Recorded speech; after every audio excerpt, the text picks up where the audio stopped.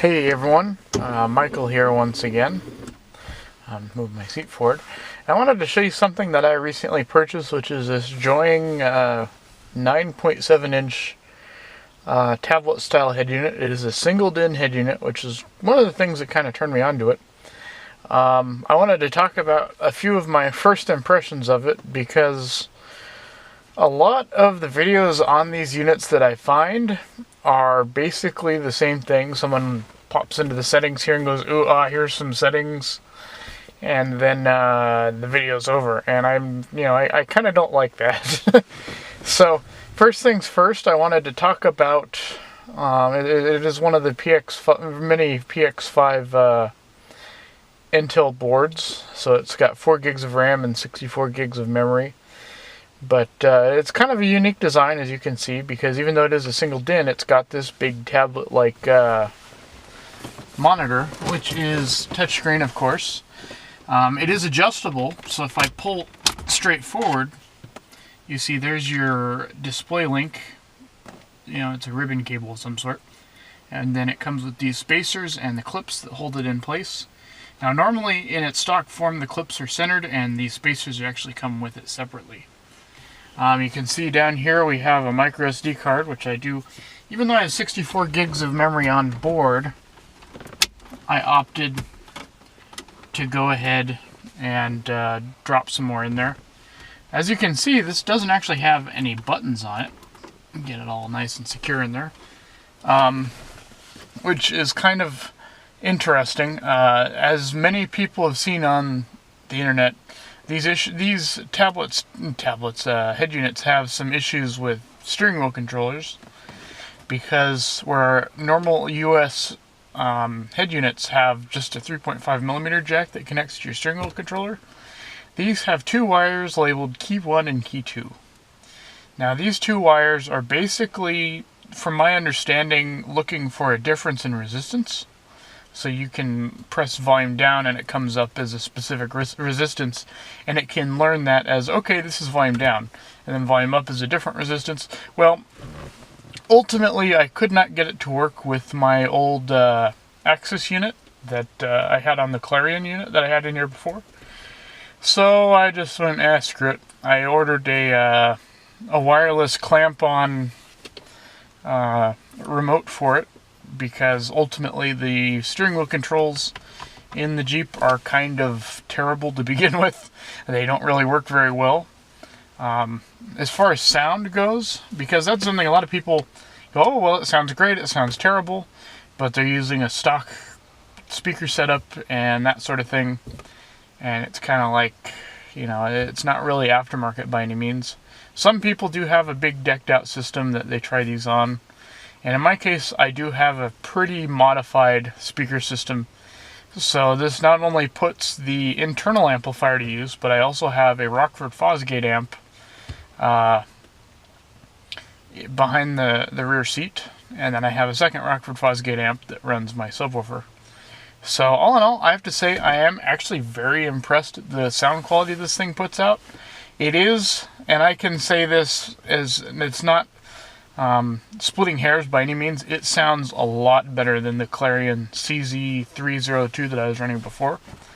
And when I say a lot better, I mean it's a night and day difference. The Clarion unit had a lot of harsh tones that it would hit, but one of the big things about this one, they claim it has a digital signal processor built into it.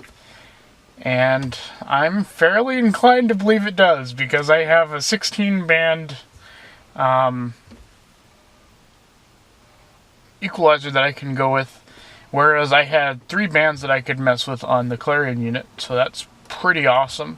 You can really fine-tune the way this thing sounds so that it's exactly how you like it.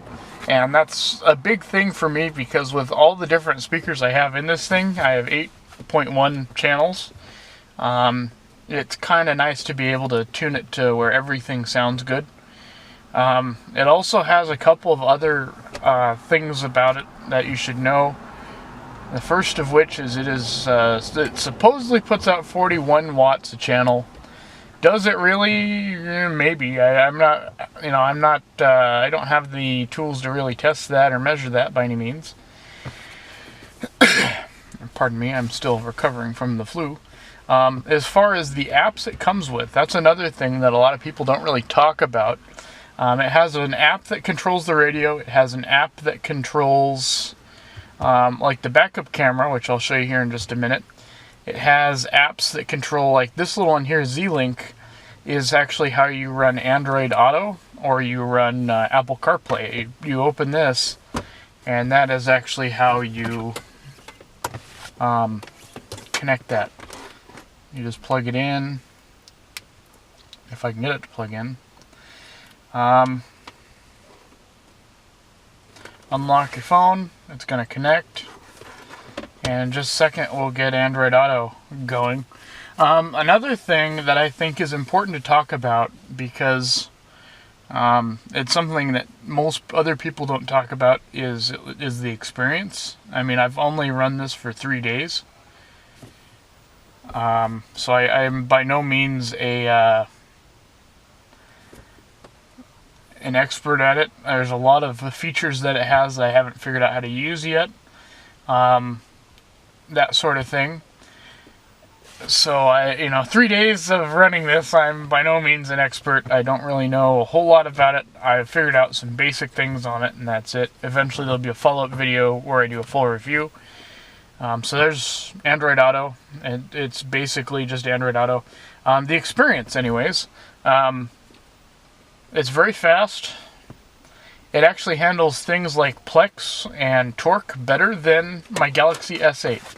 And I think that says a lot, because this head unit retails for $300 and something bucks new, and this Galaxy S8 retails for like 800 something bucks new. Or at least it did when I bought it. I don't know what it costs these days. It's still probably pretty expensive. And this thing has issues with things like Plex, where playing music off of the SD card that I have in here, it has audio glitches and things. It's really unpleasant to use a lot of the time. This thing has none of that. I don't know how they managed to streamline the experience, as far as how Android runs on this hardware, but they've done a pretty good job at it. I can open Plex here. My Wi-Fi is pretty spotty out here. I've got to do some modification to my network to get it out here. I'm going to have to put a repeater in somewhere. But you can see I've got some music that I've downloaded on here, and playing it is pretty straightforward. If you play Warframe, you've heard this before, but it just immediately starts. I won't play too much of it simply because I don't want to get copyright striked or anything, although I don't think they would do that. Things like torque I haven't really set up yet. I've been mostly just driving around with it. The one thing I will note on it, excuse me again, is boot up. Because it's set up so when you key off, it's like hitting your sleep button. So it goes to sleep. You key on, you go to accessory, you start it, and it wakes back up. The thing that they have set up on here is that after a certain amount of time in sleep mode, the tablet will just shut off. It'll basically turn itself off the same way. If, for example, if your tablet at home we're running out of battery, except this one, it doesn't run. Obviously it's running off of the car's battery, so it doesn't have any sort of battery issue. It's just it wants to preserve your battery so you can start. In this case, I've actually run a secondary main from my second battery, so that now all of my stereo equipment is run off of the back battery instead of the front one. It still uses the original accessory on and all that good stuff, but a majority of the power is being drawn from the auxiliary battery now. As far as, another thing that I've noticed is that audio quality,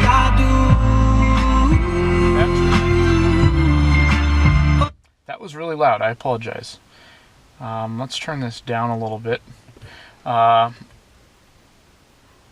Is pretty good. One of the issues that I had with the Clarion unit that I had in here before is that even with a bigger, better antenna on the FM radio, it sounded horrendous all of the time.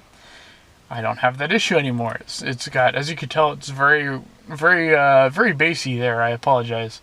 I'm still trying to get the EQ set up a little bit better. You get it tuned to this system a little bit more accurately.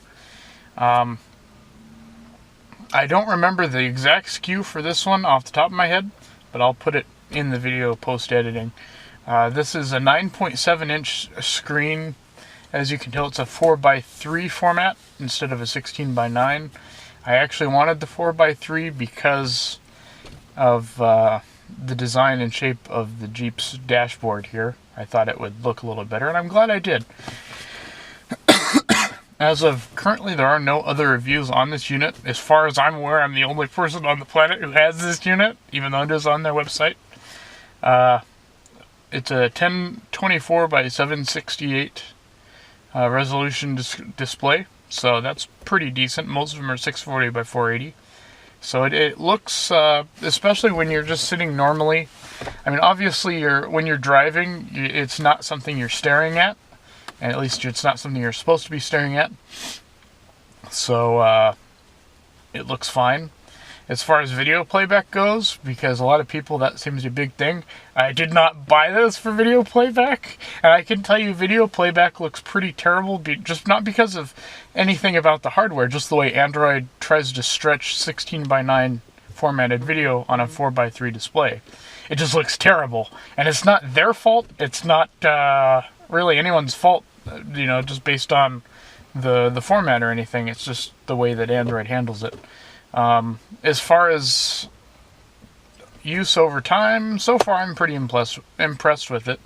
There are certain apps that I won't use, like their stock media app. I won't use. I use Plex. There'll probably be a video on that coming up. So my main camera died before I could show you what the backup camera is like. The backup camera is actually controlled by another app,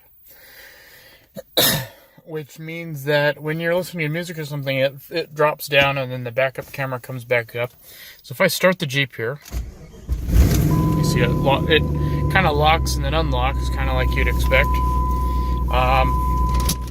We can drop the brake down and put it in rear.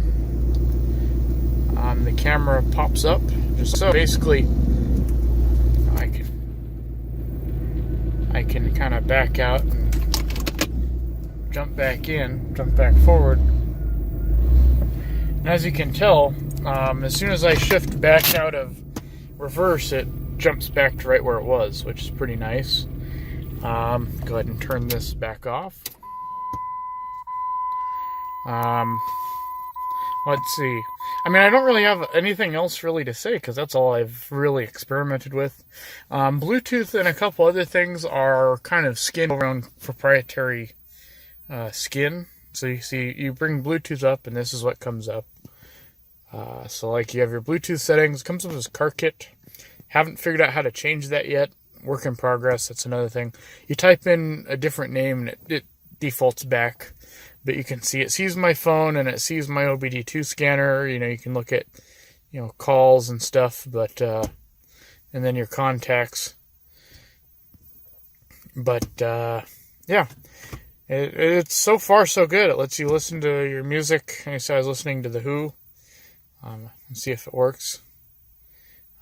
My phone is a little bit stubborn about audio, so probably not, but whatever. That's part. Oh, it started to come up there. That's part of the reason I wanted a tablet-type system like this, where... Oh, I guess it is going to start playing, so we'll go ahead and stop that. Auxiliary, it's kind of interesting. There's some talking about some of the ports on the back. It comes with two ISO style harnesses, one of which has the big plug on the back, and one of which is just splayed wires that you can go through and attach a wiring harness like you'd need for this, for the Jeep. It also has, and part of the reason I was so intrigued by it is it has RCA out for both the front, rear, and the sub. And then it also has RCA in for video for the backup camera, RCA in and an auxiliary. And then the way it's set up, you can run auxiliary through a video source or an audio source. It doesn't really care. In this case, I've run from the RCA plugs in the back and one of the USB plugs in the back, because it has two. There's a little plug that I've installed down here. You can kind of see it there. So I have a standard 3 1/4 inch and then a USB. That's where I'm running my Android Auto off of.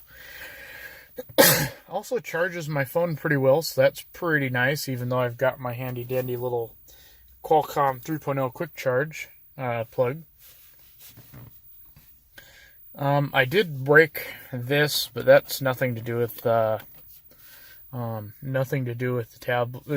head unit. It's just it got brittle when I went to pop it off, and the vents popped off of the rest of the thing, and I was like, well, alrighty then, I guess I got to replace that. It's got a couple of, it's got this and that. It's Android, so you kind of got to know what it's going to do based on that. I mean, it's very standard characteristics of Android. I've got, like I was saying, I've got things that I've installed in here, and then they've got like their video app and things like that. It does give you a lot of options for steering wheel control once you get steering wheel controls put together, of course. And then just like Android, you've got a standard drop-down menu, and you can kind of swipe things back and forth accordingly. Obviously, this does not have any physical buttons on it, so there are a couple of different ways to control it. You have this little nub up here, which you can press, and it gives you a bunch of different options.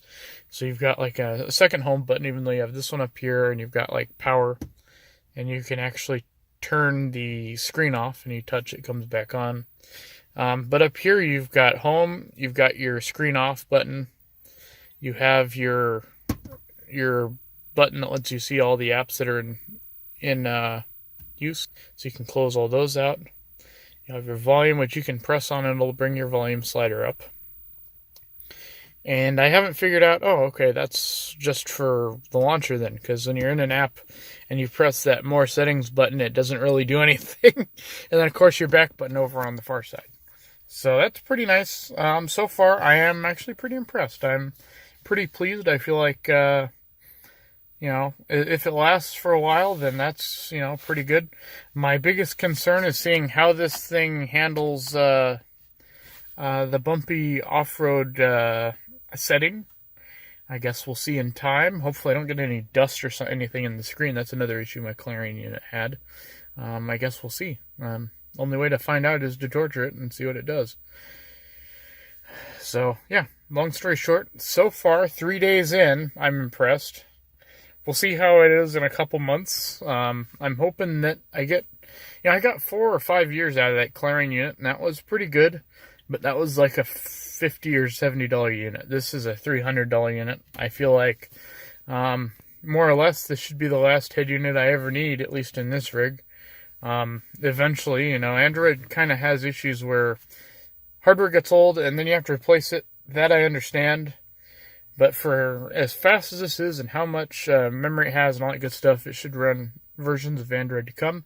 Another reason I went with Joying over some of the other ones, even though it seems like they might use, and I'm saying this in big quotes as they might use, because I'm not sure, the same hardware. One of the reasons I went with Joying is that they provide regular updates to their head units. And their customer support has actually been pretty good. This came in from China. This was not available in one of their U.S. warehouses. And all of the support that I've received was from their headquarters in China. And I had questions, how does this work? How does that work? Before I bought, and they actually responded to me within 24 hours, which, given the extreme time difference, is very impressive.